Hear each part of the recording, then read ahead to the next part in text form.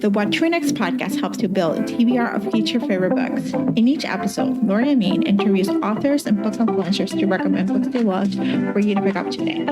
If you're an avid reader, always looking for your next great read, then the show. Hi, Erin. Welcome to What to Next podcast. Hi, thanks, Laura. Thanks for having me. So happy to have you here. Tell us a little bit about yourself. Oh, I am a rom-com author. I write steamy contemporary romance, and I married with 3 kids. I used to be a stay-at-home mom, and then I started reading and writing my own stories. And yeah, it's just been kind of a fun journey to see my own ideas get published. I'm, self-published, and yeah, it's very exciting. This is very exciting. So I gotta ask you, were you like a rom-com watcher back in the 90s and 2000s? And you're like, we miss those movies and we're getting a resurgence in books. But was that kind of like a seed of inspiration? Like when you start writing, you're like, I've been reading, but like rom-coms, we need to have them, Yeah, it's funny. Like I'll watch one of those rom-coms, like my favorites are The Proposal, Sandra Bullock, How to Lose a Guy in 10 Days, like all those ones. And I like look at the date that they were released and I'm just like, oh my gosh, that's like 15, 20 years ago. So like all those ones that are classics now, it's amazing that it's been that long since we've had kind of a collection of those really good rom-com movies. So that's kind of, where my rom-com obsession started with movies, and then kind of discovering that people were writing books about them as well. So yeah. So any rom-com, like when it came for books, like did you start reading like after having kids, like going back to reading as a way to self-care, and then you? For sure. So I can specifically remember nursing my first child like in the middle of the night, and that's when 50 Shades of Grey kind of all over the place. And so I was like, okay, I'm going to read it because I have all this time where I'm sitting here and like nothing else to do, in the middle of the night. And so I read 50 Shades of Grey, and I was just like, oh wow, it's different. I hadn't read anything like that before. I'd read some like Emily Giffin, and where there was romance. And so that was kind of a gateway. I think it was a lot of people's gateway into realizing that those types of stories were out there. So that was a little, not really rom-com, but my first entry back into the romance genre specifically. And then it kind of took off from there.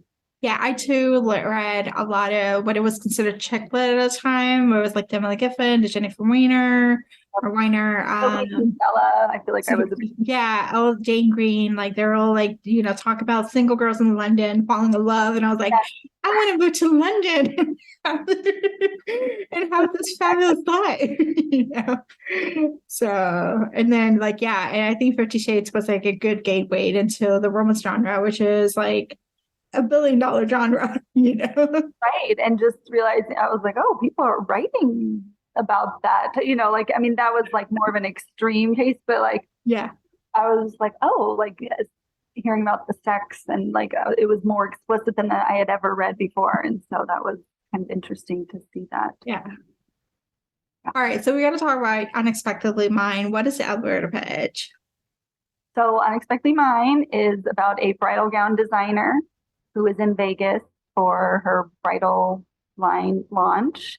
And it's kind of a perfect storm of she's there, it's her birthday, and then she discovers that her ex, who she thought she would marry, it was a long-term relationship. He is now engaged after only knowing his girlfriend for 2 months. And so it's kind of this perfect storm.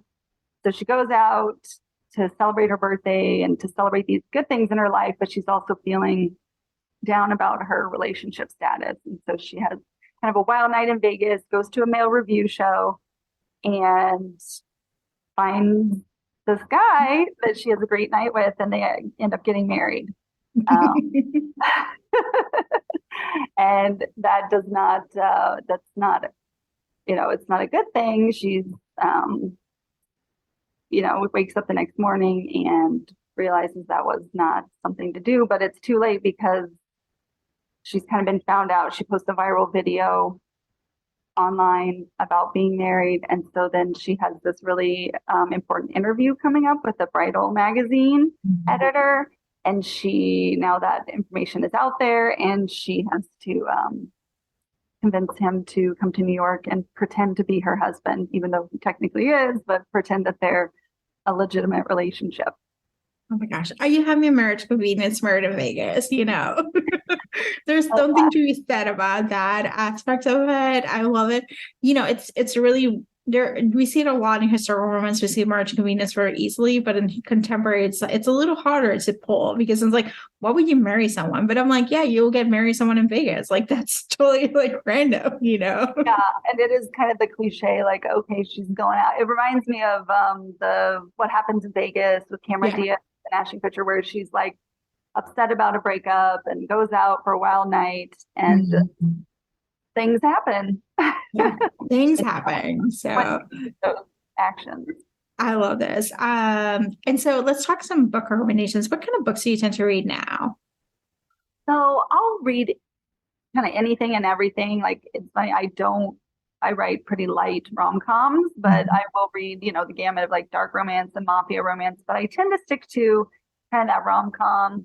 What I consider, I didn't realize was kind of a subgenre, is like low angst, in the sense of like there's conflict and that keeps you reading the book, but it's very light, and it, not necessarily miscommunication, because that can get frustrating, but it's kind of a light, like very low angst is what I like. That's kind of what just keeps me excited to read.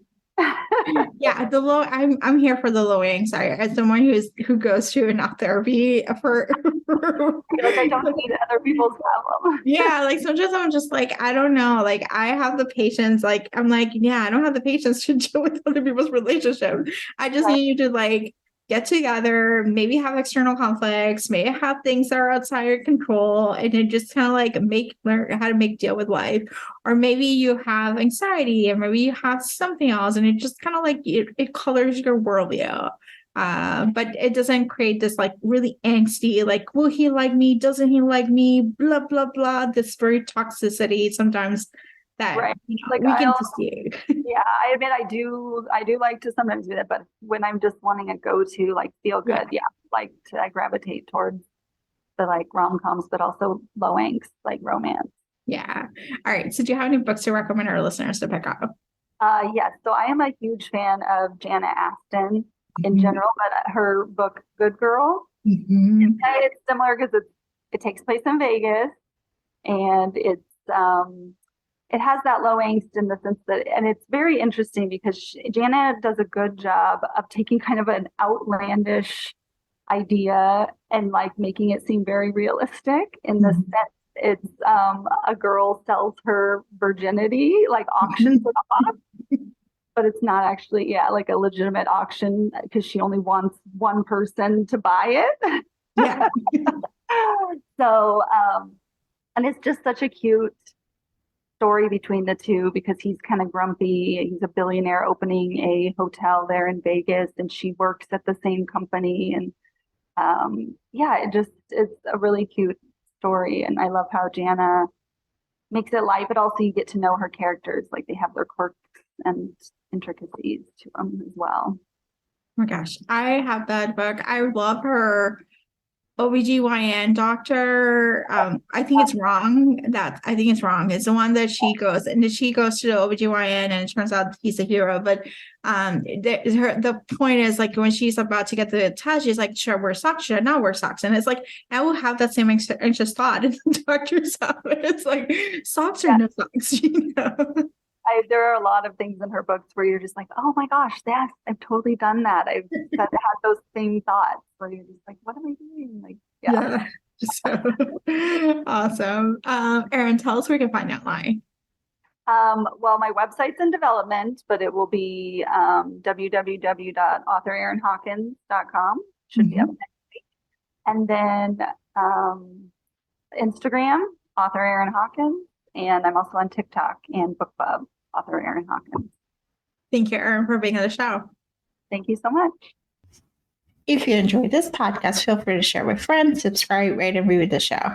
This is the easiest way to support the podcast. For a list of books mentioned and other book recommendations, please visit whattoreadnextblog.com. Thank you so much for listening and happy reading.